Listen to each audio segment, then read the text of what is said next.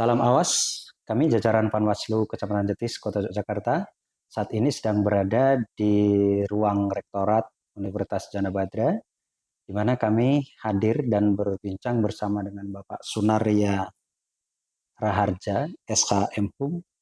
Beliau adalah Wakil Rektor 3 Bidang Kemahasiswaan. Baik, kita akan berbincang-bincang mengenai pemilu tahun 2024.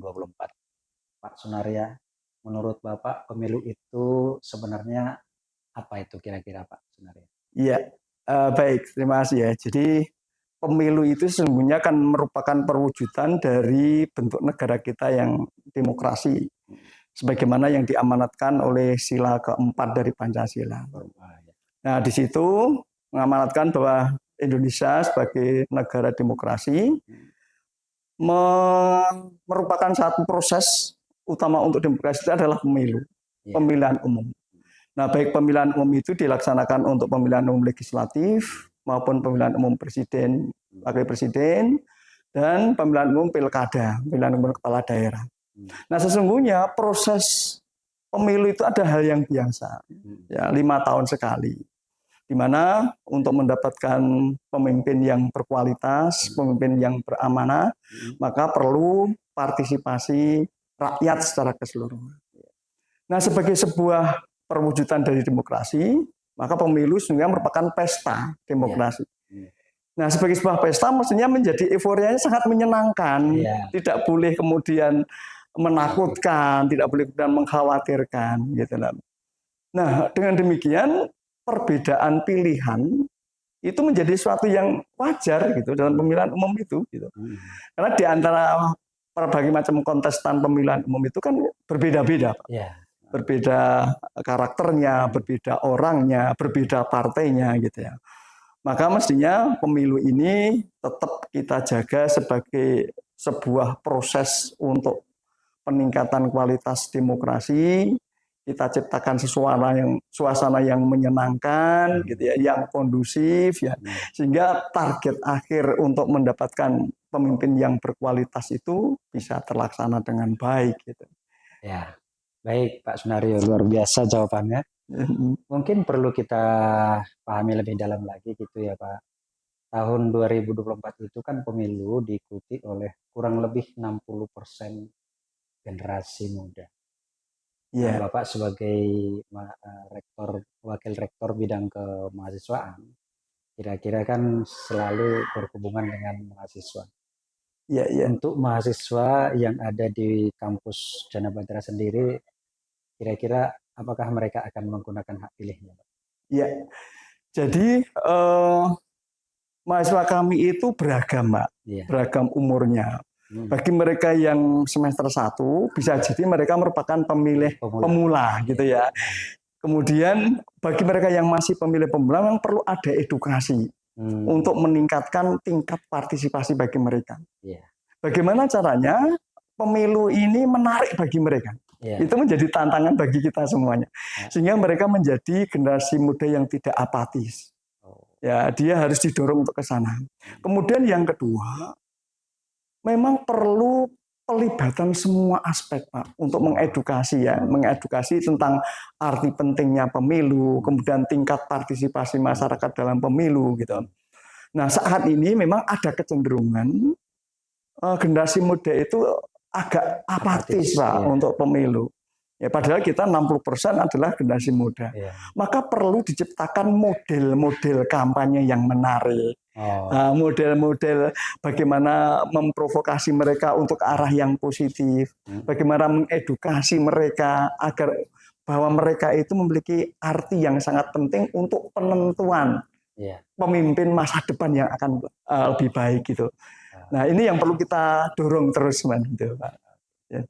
Jadi pemilu itu adalah salah satu sarana legal untuk proses pergantian kepemimpinan, baik tingkat daerah maupun tingkat nasional. Jadi Bapak Ibu Saudara harus pastikan bahwa kedaulatan ada di tangan para pemilih, sehingga pilihan para pemilih itulah yang menentukan nasib bangsa dan negara ini 5 tahun ke depan. Baik Pak Sunario, kira-kira apa langkah-langkah yang mungkin sudah dilakukan oleh Bapak ataupun Universitas Jana Badra mungkin sudah pernah mengedukasi mahasiswa untuk menggunakan hak pilihnya belum? Iya. Jadi kalau di Universitas Jana Badra itu kan sebagai salah satu lembaga pendidikan ya, Pak. Jalur-jalur untuk meningkatkan kesadaran masyarakat tentang arti pentingnya pemilu, sesungguhnya kan bisa melalui jalur-jalur pendidikan baik formal, informal, maupun non formal.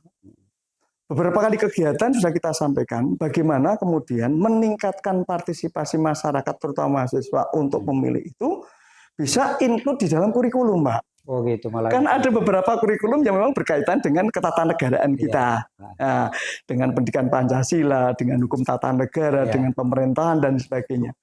Nah, melalui pendekatan formal ini, ya peserta didik kita ajak untuk meningkatkan bagaimana partisipasi mereka, bagaimana peningkatan kualitas pemilu melalui keterlibatan mahasiswa dalam kegiatan pemilihan umum. Tapi di samping itu sesungguhnya ada pendidikan informal dan non formal yang juga bisa berpartisipasi di dalam peningkatan partisipasi publik ini. Ya, jadi beberapa kegiatan kemarin juga keterlibatan mahasiswa untuk pendidikan. Jadi sebenarnya pemilu di tingkat universitas itu kan juga ada, Pak, pemilu perwakilan mahasiswa. Mereka sesungguhnya juga mengedukasi ke situ. Itu bagaimana arti pentingnya pemilu itu dalam rangka untuk peningkatan kualitas kepemimpinan mereka. Jadi selama ini kita sudah masukkan ke kurikulum di dalam mata kuliah yang sudah berkaitan dengan ketatanegaraan, sehingga mereka yang mendapatkan mata kuliah itu diharapkan bisa memiliki dan menyadari tentang arti pentingnya pemilu ini, Pak. Terima kasih Pak Sunario. Sebelumnya kami perlu menyampaikan kepada Bapak Ibu Saudara bahwa kita Panwaslu Kecamatan Jetis, Kota Yogyakarta sedang berkolaborasi dengan Universitas Jana Badra dan kita diberikan kesempatan untuk memberikan sosialisasi pada acara Dies Natalis di Universitas Jana Badra dan itu kita juga berikan apresiasi, Pak, untuk Civitas Akademika di Universitas Jana Badra. Dan untuk acara yang paling dekat yang akan dilaksanakan adalah tanggal 28 Oktober ya. Itu acara apa itu kira-kira? Ya, jadi ini sebenarnya merupakan puncak dari kegiatan rangkaian Dies Natalis Jana Badra. Kemarin sudah ada beberapa kegiatan yang melibatkan seluruh keluarga besar Jana Badra, mulai dari jalan sehat, kemudian berbagai macam lomba. Nah, terakhir itu kita akan mengadakan pentas wayangan, gitu ya, berkolaborasi dengan LPMK Bumijo dalam rangka untuk Jetis Expo, gitu. Nah, di situ nanti kita akan mengundang dalang dari Yogyakarta dan di situ mengambil lakon Dewa Ruci gitu. Nah, Dewa Ruci ini kan menggambarkan tentang keteguhan Brotoseno, jadi Raden Bima dalam rangka untuk meraih sesuatu yang diharapkan demi kebaikan masa depannya. Gitu. Nah, ada wacana sebelumnya, Pak, kita Panwaslu Kecamatan Jetis kemungkinan diperbolehkan atau diizinkan untuk menyampaikan pesan pada acara pagelaran wayang kulit itu. Nah, kira-kira nanti pesannya itu disampaikan di bagian mana? Ya, jadi sebenarnya kegiatan sosialisasi ini kita dorong, Mbak. Bagaimana kita berkolaborasi, bersinergi dengan berbagai macam unsur dalam konteks pada mensukseskan pemilu di tahun 2024.